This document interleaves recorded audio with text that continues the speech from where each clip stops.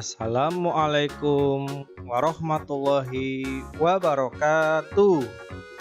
Hai teman-teman semuanya, apa kabar kalian hari ini? Mudah-mudahan kita selalu dalam keadaan yang baik, sehat, dan tentunya bahagia. Teman-teman, ada yang sudah kenal saya belum? Perkenalkan, nama saya Unyil. Teman-teman bisa panggil saya Unyil. Saya adalah kartun asli dari Indonesia.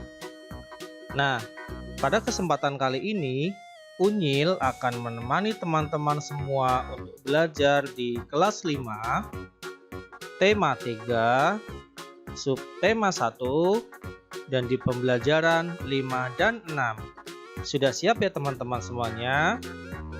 Baik, sebelum kita mulai, mari kita berdoa terlebih dahulu agar diberikan kelancaran selama belajar dan tentunya ilmu yang bermanfaat. Berdoa mulai. Berdoa selesai. Nah, teman-teman, hari ini kita akan belajar tentang fungsi atau alat organ pencernaan manusia.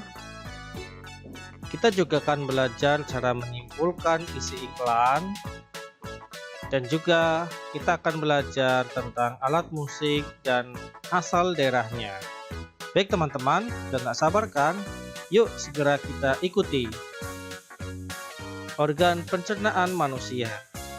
Nah, seperti pertemuan sebelumnya, kita akan kembali membahas tentang organ-organ dari pencernaan manusia.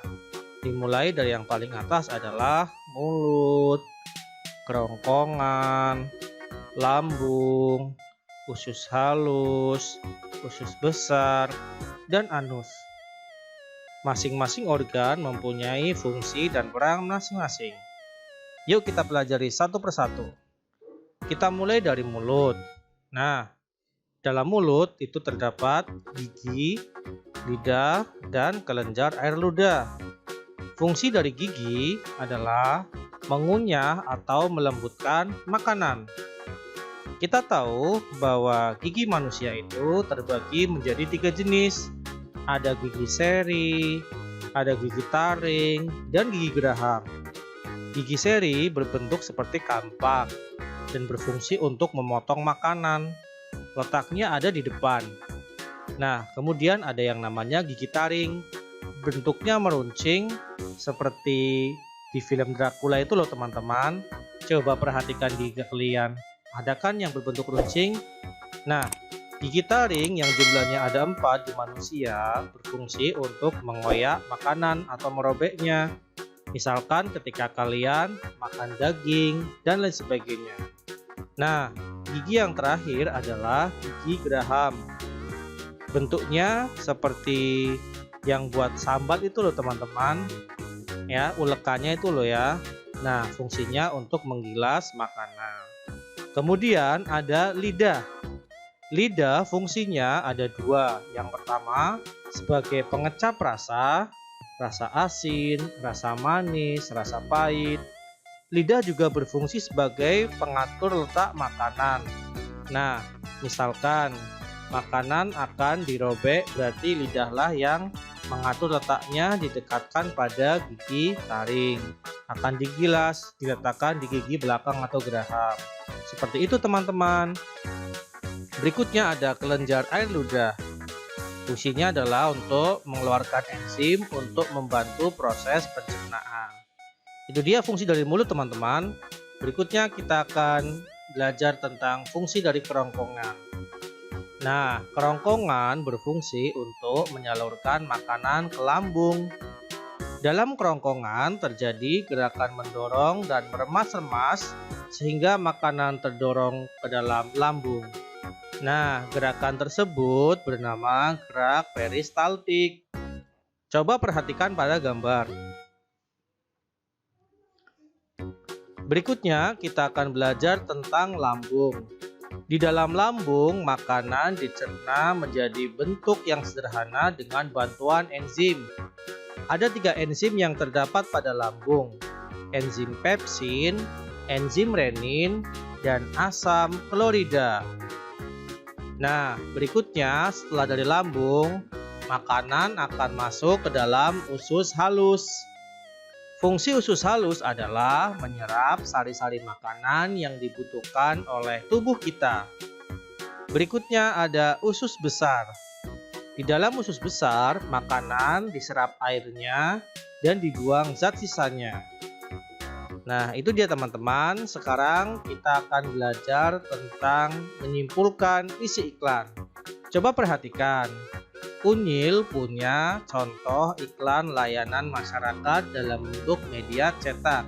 Perhatikan ya. Kalau sudah, yuk kita simpulkan dengan mengisi dari mulai kata kunci, gambar iklan, dan target iklan. Menurut kalian semua, iklan tersebut di atas? Ya, sudah bagus. Iklan ini menurutku dan teman-teman semuanya sudah efektif atau belum efektif? Jelaskan juga alasannya. Nah, menurutku iklannya sudah efektif karena antara kata kunci dengan gambarnya sudah sesuai. Untuk membuat iklannya lebih baik, aku akan menyesuaikan antara gambar, kata kunci dengan tujuan iklan. Apakah fungsi dari iklan tersebut di atas? Fungsinya untuk memberikan informasi kepada masyarakat tentang perilaku hidup bersih dan sehat atau PHBS. Nah, demikian teman-teman, sudah bisa kan cara menyimpulkan isi iklan? Gampang kan? Mudah kan? Ayo sekarang kita lanjutkan materi alat musik dan asal daerahnya. Indonesia adalah negara yang sangat kaya akan budaya. Salah satu di antaranya adalah kekayaan alat musik daerahnya. Yuk yang pertama, ayo siapa yang tahu ini gambar alat musik apa? Ya benar, kecapi.